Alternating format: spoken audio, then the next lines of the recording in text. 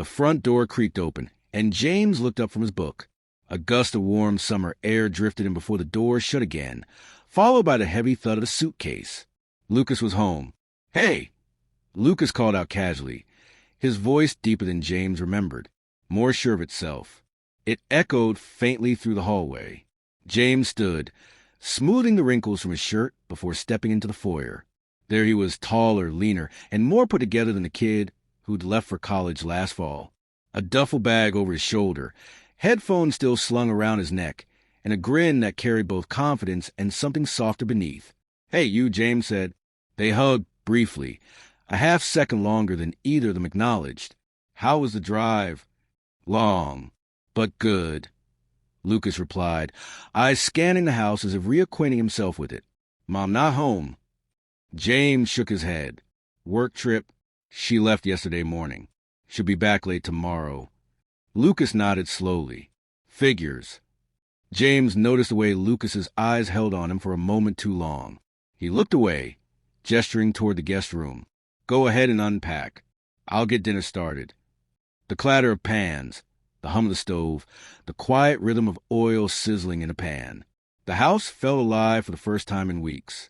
Lucas wandered into the kitchen barefoot, ruffling his hair, shirt slightly wrinkled. He leaned against the counter with a familiarity that James had forgotten.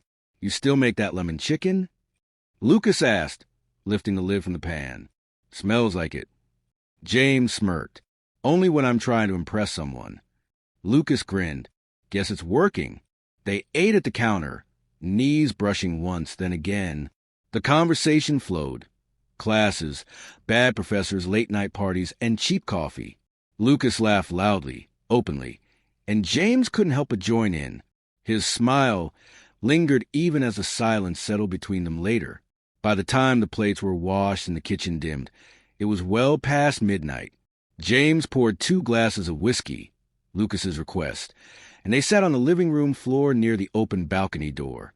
Crickets chirped outside, and the air was thick with the scent of pine and soil. Lucas leaned back on his elbows. "You and Mom, things good?" James hesitated, swirling the amber liquid in his glass. "We're fine. Busy. You know how it is." Lucas didn't press, but the way he looked at James said he knew more than he let on.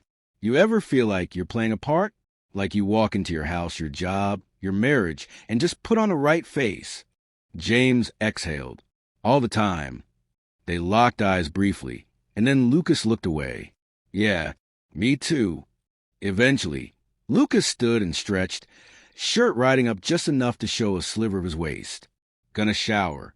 Long day." James nodded, trying not to watch. "Towels are still in the hall closet." Minutes passed. James remained on the couch, finishing his drink slowly. The sound of running water drifted down the hallway, soft and rhythmic. Familiar. He was about to stand when he heard Lucas's voice through the steam and water. "James!" His name, not Hey or Stepdad. Just his name, low and smooth. James blinked. "Yeah." "Can you grab me a towel?" the voice called. "I forgot." A pause. James stood slowly, fingers brushing against a folded towel in the linen closet. The bathroom door was ajar. Light spilled out, golden and hazy, steam curling from the opening like tendrils. He could see nothing, just outlines, shadows, the blur of movement behind the frosted glass. He stepped closer, heart thudding harder with each movement. He held the towel in one hand, the other resting on the frame of the door. Lucas's voice again, closer this time. "You can come in." James's fingers tightened around the fabric. The sound of the shower filled his ears, masking everything else. For a long moment, he didn't move. Then, slowly, he placed the towel on the sink without entering. "Here," he said, his voice strained. He turned and walked away, not looking back. But even as he reached the bottom of the stairs, the sound of water haunted him. Soft, steady, impossible to forget. And the way Lucas had said his name, it stayed with him long into the night. The sun rose behind a bank of clouds, casting the kitchen in a soft, muted gray. James stirred his coffee in slow, distracted circles, eyes fixed on nothing. The house was quiet again, except for the low hum of the fridge and the occasional creak of wood beneath his feet. Lucas entered silently, shirtless, a towel slung low around his waist, damp hair tousled and clinging to his forehead. James looked up instinctively, and for a moment their eyes locked. Neither said anything, just the hiss of the kettle rising in the background. "Morning," Lucas finally said, his voice low, his smile casual, too casual. James cleared his throat. "Morning." Lucas moved past him, close enough that the heat of his body lingered in the air. He reached for a mug, brushing against James's arm. The touch was brief, accidental, but it lit a quiet fire under James's skin. "Sleep okay?" James asked, voice strained. Lucas took a sip of his coffee. Eventually, took a while to wind down. He paused, then looked directly at James. "You." James looked away. "Same." They sat in silence again, sipping, breathing, pretending not to be aware of the tension twisting between them like a frayed rope. Later that afternoon, the rain came. A sudden, heavy summer storm that turned the sky dark and the world distant. The windows fogged up slightly, and thunder rolled faintly in the distance. James was in the den, reading the same paragraph over and over, eyes unfocused. He heard footsteps, and then Lucas sat beside him on the couch, closer than necessary. He smelled like soap and skin. Fresh, clean, familiar. "Do you miss being in love?" Lucas asked, out of nowhere. James blinked. "What?" "You know that feeling. That first part when everything's electric." James looked at him carefully. "That's not real love. That's chemistry." Lucas smiled, watching the rain. "Still feels better than silence."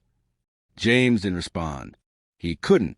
Lucas leaned his head back against the couch, eyes closed. "Sometimes I wonder what it'd be like to be looked at the way you look at someone you want." James turned away. "You shouldn't say things like that." "Why?" Lucas asked, his voice almost a whisper. "You're not my real father. You've barely spoken to me for years until this week." James stood abruptly, tension radiating from his shoulders. "It doesn't matter. It's wrong." Lucas stood too, but softer. "What's wrong about wanting to be seen? To be touched? To feel like someone actually sees you, not the version your mother wishes you were." His voice cracked slightly at the end, revealing something more vulnerable underneath. James couldn't bear to look at him, but he didn't leave either.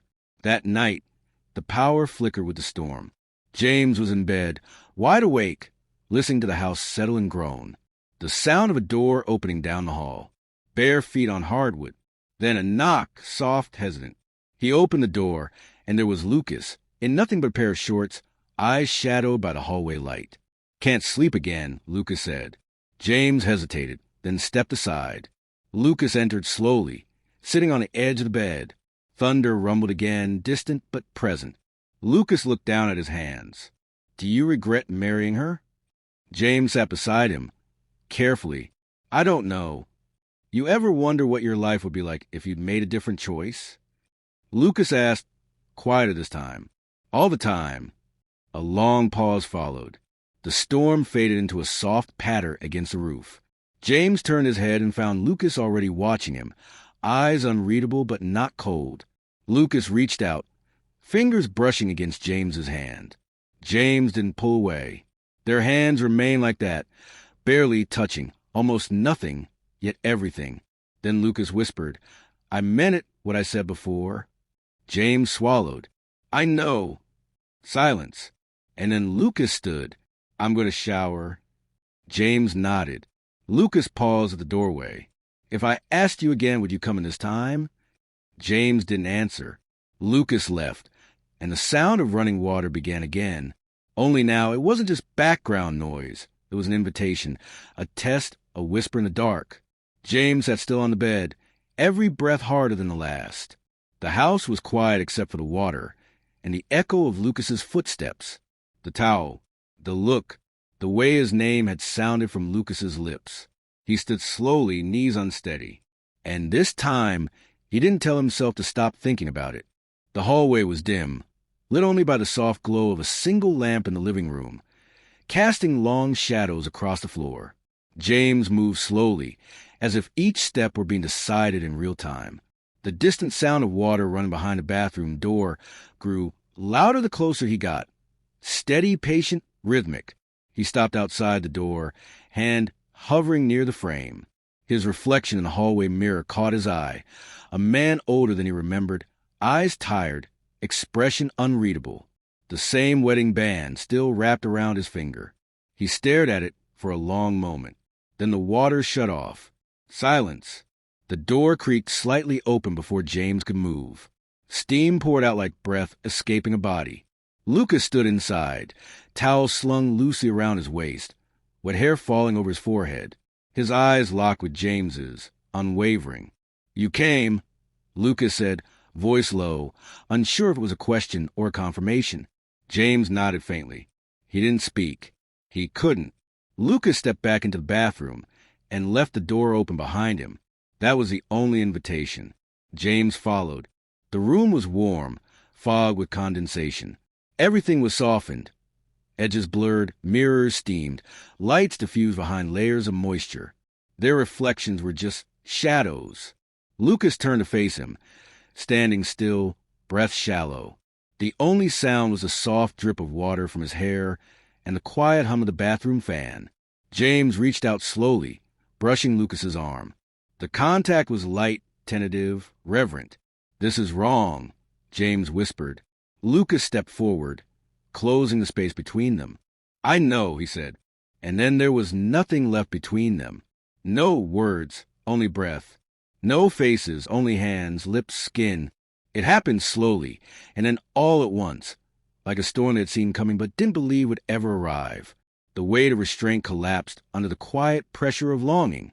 They found each other through touch, in whispers, in the language only shared by people who spent too long denying what they wanted. Everything was faceless. Hands tangled in wet hair, palms pressed against warm skin, the sound of breath caught in throats. The mirror fogged entirely, shielding what even they couldn't bear to see. When it was over, there was stillness. James sat on the edge of the bed in the guest room, shirt half buttoned, staring at the floor. His heartbeat had slowed, but the noise inside his head only grew louder. Lucas lay on his back, silent. His breathing was calm, eyes open, unfocused. He turned his head, watching James through the dim light. "I don't feel bad," Lucas said softly.